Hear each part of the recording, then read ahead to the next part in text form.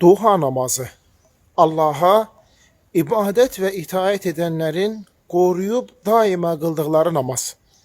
Bedenimizdeki 360 onurganın sədaqəsi. Allah'a teşekkürü.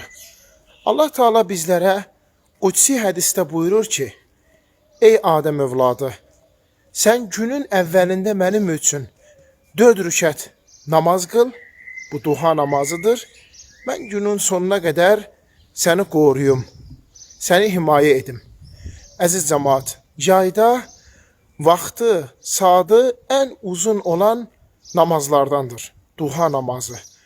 Güneş çıktıktan 15 dakika sonra bu namazın vaxtı daxil olur. Ta zöhr namazına 15-20 dakika qalmışa kadar qılmaq olar. Gəlin, savabı ve mükafatı böyük olan bu namazı həmişə qoruyaq, həmişə mühafizə edək.